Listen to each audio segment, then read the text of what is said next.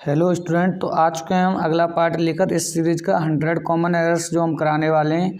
तो आज हम इस वीडियो में क्वेश्चन 31 से लेकर 40 तक डिस्कस करेंगे और आपको एरर्स फाइंड करेंगे। इसके अलावा एरर्स का रीज़न भी बताएंगे, एरर क्यों बनाया है, किस रीज़न से बनाया है, क्या कॉन्सेप्ट है इसके पीछे का।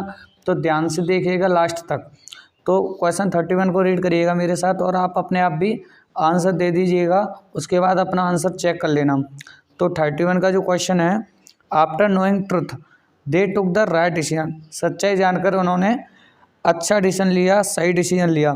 तो मैं थोड़ा सा क्लियर कर देना चाहता हूँ, ये नो जो वर्ब है ना, नो KNO नो होता है ना, इसको आप प्रोग्रेसिव टेंस में यूज नहीं कर सकते। कहने का मतलब ये है, नो को आप ING फॉर्म में नहीं लिख सकते, इसका कंटिन्यूअस फॉर्म नहीं होता नो का। तो ये थोड़ा सा कॉन्सेप्ट अगर आपने पढ़ा है तो अच्छी बात है, नहीं पढ़ा है तो जान लो। नो को आप कंटिन्यूअस फॉर्म में यूज नहीं कर सकते, क्योंकि आपने हमेशा सुना होगा आई नो यू, मैं तुम्हें जानता हूँ, लेकिन आपने ये नहीं सुना होगा आई एम नोइंग यू, मैं आपको जान रहा हूँ। तो नो जो है कंटिन्यूअस में फॉर्म यूज नहीं होता है, कंटिन्यूअस फॉर्म में। तो ये कॉन्सेप्ट थोड़ा सा आपका क्लियर होना चाहिए। एरर यहाँ पे बना है, आप यहाँ पे क्या कर सकते हो, आफ्टर हैविंग नॉन सच्चाई को जानकर उन्होंने सही डिसीजन लिया, इस तरीके से। लेकिन नोइंग नहीं कर सकते, कंटिन्यूअस फॉर्म नहीं कर सकते नो की। इज दैट क्लियर और नॉट? अगर बात समझ में आई है तो बोलो हाँ। इस तरीके से आपको छोटे छोटे कॉन्सेप्ट पे ध्यान देना है, और अगर आपने कॉन्सेप्ट को अच्छे से क्लियर किया है तो आप पता भी कर पा रहे होंगे। आगे चलते हैं, question 32, it is time you decide on your next course of action. तो देखो, हमेशा याद रखना, ये कॉन्सेप्ट होता है। क्या कॉन्सेप्ट होता है? ये जो इट इज़ टाइम होता है ना, ये जो इट इज़ टाइम है ना, ये हमेशा क्या करता है, ये फॉलो करता है सिंपल फास्ट। हमेशा याद रखना, इट इज़ टाइम आ जाए कभी भी इट इज़ टाइम, तो हमेशा ये टेंस जो फॉलो होगा ना, इसके साथ क्या फॉलो होगा, हमेशा फॉलो होगा सिंपल फास्ट। कैसा फॉलो होगा? हमेशा सिंपल फास्ट। जैसे आप पास्ट इंडेफिनिट बोलते हो, सिंपल फास्ट हमेशा यूज होगा। और टेंस को मैं देखूँ तो यहाँ सिंपल पास्ट टेंस नहीं है, ये you decide on your next day, तो प्रेजेंट इंडेफिनिट में बना दिया है। तो डिसाइड की जगह क्या करना है आपको, डिसाइडेड कर देना है। डिसाइड की जगह क्या आएगा, डिसाइडेड। सेकंड फॉर्म आ जाएगी, you decided on your next course of action. तो जो एरर बनाया है वो एरर बनाया है पार्ट बी में। पार्ट बी में एरर बनेगा, यहाँ डिसाइड की जगह पर डिसाइडेड आएगा। आई होप बात क्लियर हुई है ना। तो आगे चलते हैं 33 पे। छोटे छोटे कॉन्सेप्ट को याद में रखना है और थोड़ा सा देख लेना आप गलती कहाँ कर रहे हो। क्वेश्चन नंबर 3 पे जाएंगे, 9/10 of the player have rotated away. देखो, इसमें अगर सब्जेक्ट वर्ब एग्रीमेंट वाला टॉपिक पढ़ा है तो क्वेश्चन वहीं से बना है। अगर 9/10 ऑफ द प्लेयर, अगर सब्जेक्ट क्या है, सब्जेक्ट आपका सिंगुलर है तो ये वर्ब भी तो सिंगुलर फॉलो करेगा। तो यहाँ हैव का जो गलत है यूज कर दिया है, पार्ट सी में एरर बना है। यहाँ हैव ना आकर क्या आएगा, यहाँ हैव ना आकर यहाँ पर आएगा हैज। सिंगुलर वर्ब फॉलो होगी। कॉन्सेप्ट पढ़ा है तो बात समझ में आ गई होगी, नहीं पढ़ा है तो याद रखना, सब्जेक्ट वर्ब एग्रीमेंट वाला जो टॉपिक है वहाँ से ऐसे क्वेश्चन बनते हैं। वहाँ सब्जेक्ट के अकॉर्डिंग ही आपको वर्ब का यूज करना होता है। तो यहाँ हैव का यूज जो किया है थोड़ा सा गलत किया है, हैज का यूज होना था। आगे देखते हैं क्वेश्चन 34, देखना आगे। If I was told earlier I would have certainly helped you. देखो, हमेशा याद रखना, एक कॉन्सेप्ट होता है, अगर आपने पढ़ा है तो ये वुड प्लस थर्ड फॉर्म अगर सेकंड वाले सेंटेंस में है, क्या है, एक सेकंड, वुड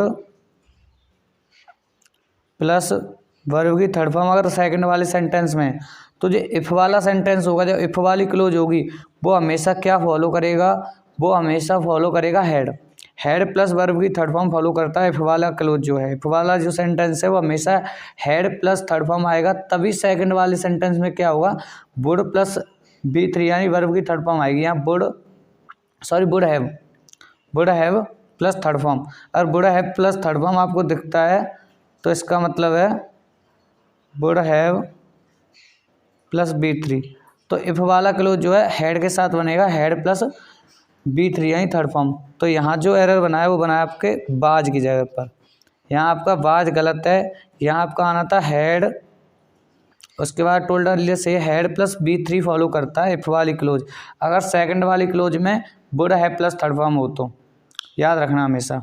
वुड हैव के साथ इफ वाली क्लोज में हैड प्लस B3 आता है, हैड और वर्ब की थर्ड फॉर्म फॉलो होती है। अगर ये कॉन्सेप्ट तुम्हें पता था तो कमेंट बॉक्स में बोलो यस, अगर नहीं पता था तो यहाँ से आप क्लियर कर सकते हो। आगे चलते हैं, अगला क्वेश्चन है question 35। Alms are given to the poors. देखो आपने अगर नाउन नंबर और ये वाला चैप्टर पढ़ा है या टॉपिक पढ़ा है ना, तो आपको पता होगा किन वर्ड्स के प्लूरल बनते हैं, किन के नहीं बनते। जैसे सीनरी होता है, पुअर होता है, सिप होता है, कई वर्ड ऐसे होते हैं उनके हम एस लगा के प्लूरल नहीं बना सकते, इवन कुछ भी लगा कर उनका प्लूरल नहीं बना सकते, वो ऑलरेडी प्लूरल होते हैं और अकॉर्डिंग टू कंडीशन उन्हें हम क्या कर लेते हैं, यूज कर लेते हैं, कभी सिंगुलर में और कभी प्लूरल में। तो यहाँ जो पुअर्स है ना ये गलत है, यहाँ पुअर्स नहीं आना चाहिए, यहाँ आना चाहिए ओनली पुअर, क्योंकि पुअर का क्या है प्लूरल फॉर्म नहीं बनती है, इसकी प्लूरल नहीं बना सकते आप पुअर को, पुअर्स ऐसे करके प्लूरल नहीं बना सकते, पुअर पहले से क्या है प्लूरल फॉर्म में होता है। तो इस तरीके से आप समझ सकते हो पुअर का पुअर्स नहीं होता, ये गलत था। तो जो एरर बना है सी पार्ट में बना है। आई होप के बात क्लियर हुई होगी, आई होप चीज़ें समझ में आ रही होंगी। यहाँ जो पुअर बना है, पुअर्स जो कर दिया है ये एरर है, यहाँ पुअर आना चाहिए था। नेक्स्ट देखते हैं क्वेश्चन नंबर 36। तो ऐसा एरर बन सकता है जिसकी आप सोच भी नहीं सकते, ऐसा छोटा सा एरर बन सकता है कि आप सोच भी नहीं सकते ये भी एरर हो सकता है। इतना बहुत डेप्थ में जाके आपको पढ़ना पड़ेगा हर कॉन्सेप्ट को अच्छी तरीके से, क्या चीज़ें कैसे चल रही हैं, तभी आप फाइंड कर पाओगे एरर। और अगर आप एरर फाइंड कर पा रहे हो इसका मतलब ये आपके कॉन्सेप्ट बहुत ज़्यादा क्लियर हैं, बहुत ज़्यादा डेप्थ में जाके आपने पढ़ाई करी है। तो इस वाले क्वेश्चन को देखते हैं, question 36। We have to ensure that members fulfil the requirements. तो यहाँ जो एरर बना है इंश्योर पे बना है। ये होता है देखो, इंश्योर माने होता है निश्चित कर लेना या पक्का हो जाना, किसी बात में श्योर हो जाना, लेकिन इसकी जो स्पेलिंग है ना वो गलत है, वो होती है ENSURE, इंश्योर होता है और आई का यूज नहीं होता है। देख लिया तुमने थोड़ा सा कितना डेप्थ में जाके एरर बना है आपका। इंश्योर और ई का बस ई और आई में थोड़ा सा अंतर है, आई न लगाकर हम लगाएंगे ई, तो इंश्योर हो जाता है, जिसका मीन्स होता है निश्चित हो जाना, पक्का हो जाना किसी चीज़ से। तो हमेशा याद रखना। क्वेश्चन 37। देखो no sooner did the teacher enter the class when the students stood up. देखो मैं तुम्हें एक चीज़ बताता हूँ, मैं तुम्हें एक चीज़ बताना चाहूँगा। ये जो नो सूनर होता है ना, no sooner, first of all तो ये सबसे पहले यहाँ हेल्पिंग वर्ब लेगा, हैड ले सकता है, डिड ले सकता है, उसके बाद प्लस सब्जेक्ट तब लेगा। ये चीज़ हमेशा याद रखना फर्स्ट ऑफ ऑल। तो इसके अलावा नो सूनर जो होता है हमेशा क्या फॉलो करता है, ये हमेशा फॉलो करता है देन। इसमें देन लगा के दूसरा सेंटेंस स्टार्ट होता है।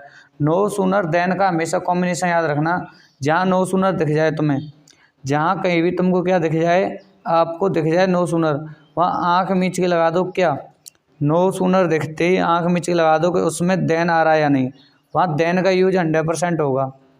THEN वाला देन, THEN वाला देन नहीं, ध्यान रखना। ये भी कॉन्सेप्ट बनता है, THEN वाला देन लगेगा, THEN वाला नहीं। ये कंपैरिजन के लिए ये टाइम को बताता है, एडवर्ब ऑफ टाइम। तो हमेशा याद रखना ये वाला देन लगेगा, तो इस चीज़ को याद रखना। अब देखते हैं, अब चलते हैं कॉन्सेप्ट पर। क्वेश्चन कौन सा था तुम्हारा, क्वेश्चन था 37। तो देखो no sooner did the teacher, पहला जो कॉन्सेप्ट है नो सूनर हमेशा हेल्पिंग वर्ब लेता है, वो तो बात सही है यहाँ तक। एंटर द क्लास व्हेन, देखो ये जो व्हेन है ना यहाँ एरर बनेगा, ये गलत है। यहाँ किसका यूज होगा, यहाँ यूज होगा देन का। ये बात क्लियर हुई तो बोलो हाँ। नो सूनर हमेशा देन लेता है, अगर बात क्लियर हुई तो बोलो हाँ। नो सूनर के साथ देन का यूज करते हैं, ना कि व्हेन का। हमेशा याद रखना, इस तरीके के कॉन्सेप्ट आपको आने चाहिए, और ऐसे ही कॉन्सेप्ट आते हैं हर एग्जाम में, इस तरीके से पूछते हैं। वो नो सूनर के साथ देन का यूज होगा, वो व्हेन लगा देंगे, या THEN से भी बनता है। यहाँ क्या करेगा वो, व्हेन की जगह पे अगर THEN भी दे सकता था तब भी गलत होता, तब आपको क्या लगाना होता, THEN, और एरर आप बताते सी पार्ट में, हमेशा याद रखना। अगला क्वेश्चन देखते हैं, question 38। He takes pain over his work और नो एरर। देखो he takes pain over his work no error, तो इसमें क्या होगा, देखो कुछ फ्रेज होते हैं जो फिक्स होते हैं ना, कुछ फ्रेज होते हैं जो फिक्स होते हैं, उन फ्रेज को आप याद कर लेना। और जो फ्रेज होते हैं हमेशा सिंगुलर वर्ब लेते हैं, और कुछ वर्ब जो फ्रेज फिक्स होते हैं उन्हें उसी तरीके से यूज करना होता है। तो टेक पेन से एक फ्रेज होता है, टेक पेन्स, इस तरीके से एक फ्रेज होता है। तो इस फ्रेज को याद रखना, टेक पेन्स होता है और यहाँ ओनली पेन का यूज किया ना, ये गलत है, यहाँ पेन्स आना चाहिए था। टेक पेन्स हमेशा एक फ्रेज होता है, टेक पेन्स यानी कष्ट, विपदा, परेशानी, दुख उसके काम में आ रही हैं, वो ले रहा है, परेशानी उसे स्ट्रगल करना पड़ रहा है, इस तरीके से इसका सेंस निकलता है।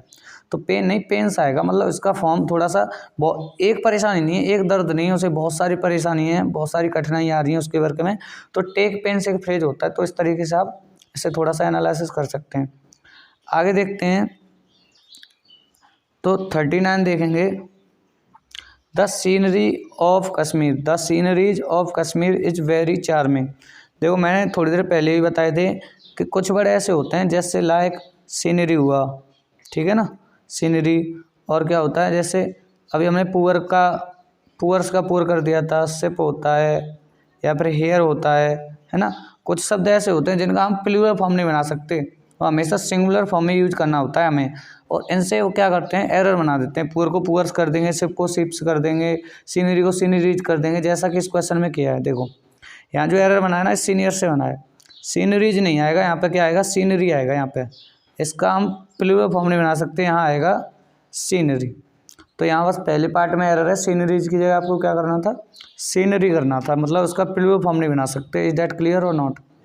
अब बताओ, बात समझ में आ रही है? नहीं लाल मेरे प्यार, मेरे गुलाबी, मेरे पीरे, मेरी बात सुन ले ध्यान से। सीनरी जगह पे क्या होगा, सीनरी होगा, क्योंकि सीनरी का जो प्लूरल फॉर्म होता है सीनरी नहीं होता है। कुछ वर्ड फिक्स होते हैं, इनका प्लूरल फॉर्म आप नहीं बना सकते हो, लाइक मैंने आपको बता ही दिए हैं कौन कौन से होते हैं। कुछ और होते हैं, आप याद कर लेना कौन से वर्ड हैं इनका प्लूरल फॉर्म नहीं बनता है, क्योंकि एरर वहीं से बनेगा, हमेशा याद रखना। लास्ट है इस पार्ट का, लास्ट क्वेश्चन है, question number 40। I would appreciate if readers would write to me about how they meditate। तो आपको क्या याद रखना है, देखो टेंस अगर आपने पढ़े ना अच्छी तरीके से, यहाँ अगर वुड फॉलो हो रहा है ना इस वाले क्लोज में, तो हमेशा यहाँ क्या होगा, यहाँ वुड फॉलो मत करो आप, यहाँ क्या फॉलो करोगे, राइट की जगह पे रोट। सेकंड पास्ट में बनाओ इसे, सिंपल पास्ट में, यहाँ रोट का यूज होगा ना कि वुड का, क्योंकि दोनों क्लोज में वुड का यूज नहीं कर सकते आप। आपको क्या करना पड़ेगा, वुड राइट को आप रोट में चेंज करोगे। इसके लिए आप टेंस देख सकते हो ना, टेंस वाली वीडियो देख सकते हो, या कहीं से भी टेंस के बारे में कॉन्सेप्ट क्लियर कर सकते हो। इस तरीके से यहाँ रोट का यूज होना था। तो आई होप वीडियो आपको पसंद आई होगी। अगर वीडियो पसंद आई है, अगर आपको ऑनेस्टली वीडियो जो पसंद आई, तो इसे लाइक करके जाना और अपने फ्रेंड्स के साथ शेयर करके जाना, इतना काम कर देना। इसके अलावा ये हमारी सीरीज चल रही है, नेक्स्ट पार्ट में मिलेंगे और 10 या 12 पार्ट आएंगे, 100 या 100 से ज़्यादा भी कॉमन एरर्स हम इसमें डिस्कस करने वाले हैं। तो इस तरीके से आप, इसके लिए मैं एक प्लेलिस्ट भी बना दूंगा, तो आप वहाँ से 1 बाय 1 अपने पार्ट देखते आना और अपने कॉन्सेप्ट को क्लियर करते रहना। इससे ये पता लगता है आपने कॉन्सेप्ट कितने अच्छी तरीके से पढ़ा है, प्रैक्टिस कैसी हो रही है। जैसे आपने कोई कॉन्सेप्ट पढ़ा है तो आप क्वेश्चन कर पा रहे हो या नहीं कर पा रहे हो, तो इससे आपको अपनी खुद की प्रैक्टिस का पता लगता है, कितनी प्रैक्टिस है और कितने डेप्थ में जाकर अपने कॉन्सेप्ट क्लियर करें या नहीं करें। तो थैंक्स फॉर वॉचिंग, मिलते हैं नेक्स्ट वीडियो में, धन्यवाद।